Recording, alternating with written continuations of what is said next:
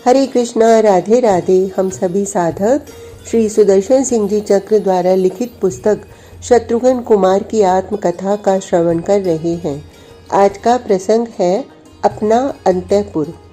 अपना अंतःपुर शांति का, सुख का आवास होता है। यह इस अर्थ में ठीक है कि वहां पहुंचकर हमारी वेदना उन्मुक्त हो जाती थी। वहां न अश्रुओं पर अवरोध होता, न निश्वासों का निगड़ित करने की आवश्यकता। अंतःपुर का अर्थ क्रीड़ा विलास की भूमि। यह अर्थ तो श्री रघुनाथ के साथ चला गया था सुभद्र। उन अयोध्यानाथ के साथ अयोध्या के जनों का आनंद उल्लास भी निर्वासित हो चुका था।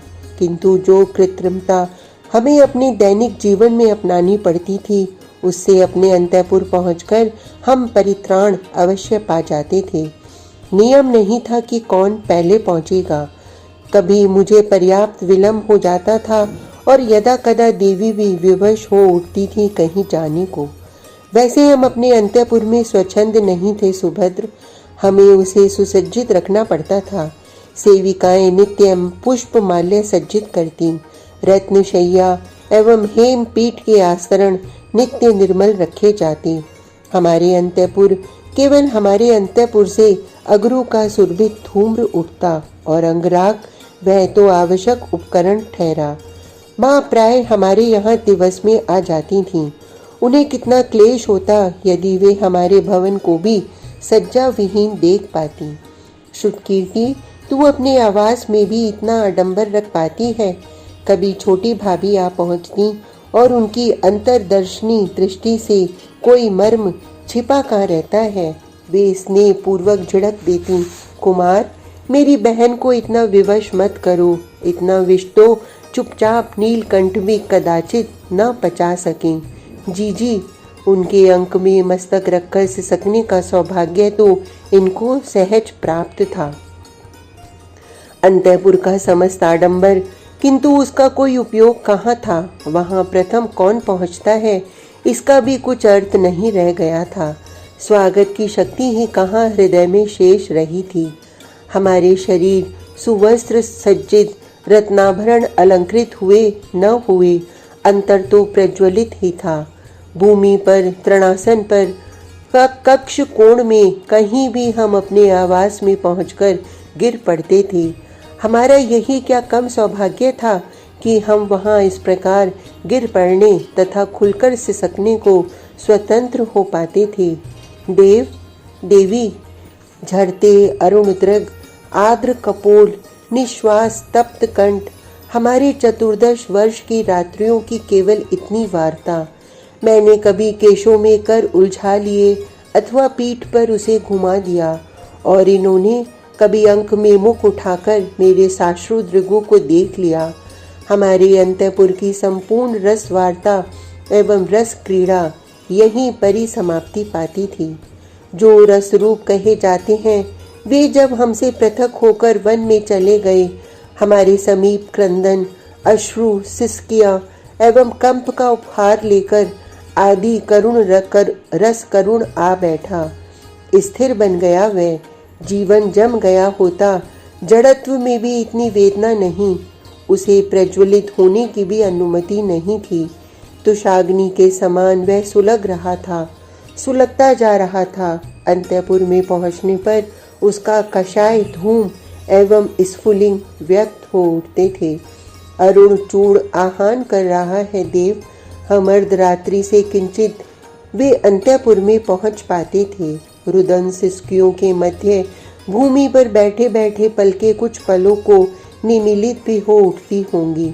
निद्रा को वैसे हमने समझा नहीं।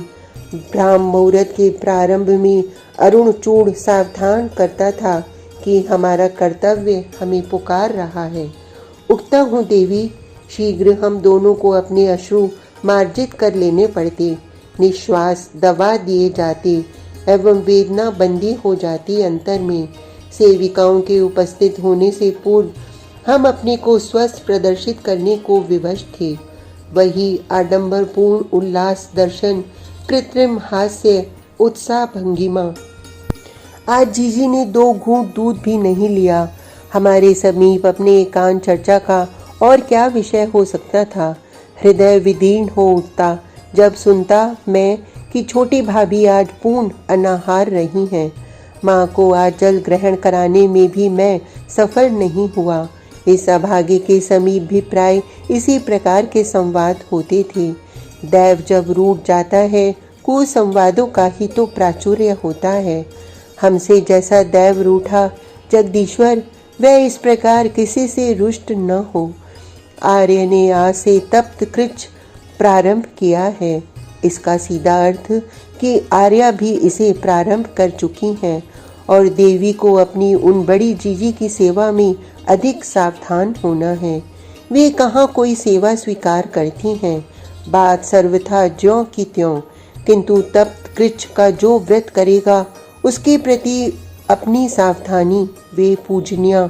उनका सुमन शरीर शुष्क हो चुका था, इतना क्षीण देह भी होता है, यह भी हमें देखना पड़ा। विधि की विडंबना, दैव की निष्ठुरता की कोई सीमा नहीं। सुभद्र, हमें उपहार प्राप्त होते थे, प्रजाजन सप्रेम नाना प्रकार के उपहार ले आती और हम विवश थे उन्हें स्वीकार करने को।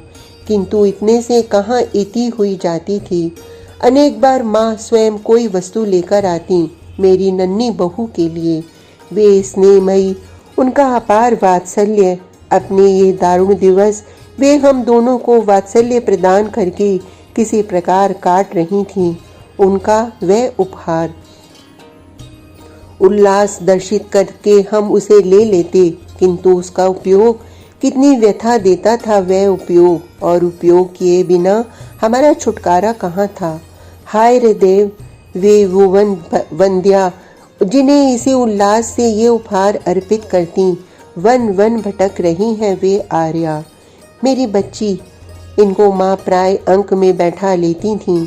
हम दोनों तो रह गए थे जिन्हें अलंकृत करके, जिन्हें कुछ खिलाकर उनका वात्सल्य किंचित तुष्ट हो पाता। हम अपना जीवन देकर भी उन्हें प्रसन्न कर पाते। आर्य मध्यमा माँ ने आहार लिया या नहीं पता नहीं लगता। मेरी जननी के संबंधों में अनेक बार देवी चिंता व्यक्त करती, किंतु उनके लिए चिंता अकारण थी। वे तो स्वयं सबकी चिंता लिए बैठी थीं। माँ अथवा छोटी भाभी को आहार देने के प्रयत्न में उन्हें स्वयं उसे ग्रहण करना पड़ता था। यदि किसी दिन ऐसा अवसर न आवे, दूसरे कैसे जान सकते थे कि उन्होंने आहार स्वीकार किया या नहीं। उन्हें स्वयं कहाँ उसकी सुधि रहती थी। व्यथा, अश्रु, निश्वास, इनके अतिरिक्त अयोध्या में और रह क्या गया था। मेरे अपने अंतःपुर में विशेषता इतनी थी कि इन्हें हम केवल तब व्यक्त कर सकते थे जब रात्रि का नीरव एकांत हमें स्वतंत्र कर दे। अन्यथा वहाँ भी इन्हें अंतर में दबाए साज सज्जा, कृत्रिम उल्लास आदि व्यक्त करने को हम विवश थे।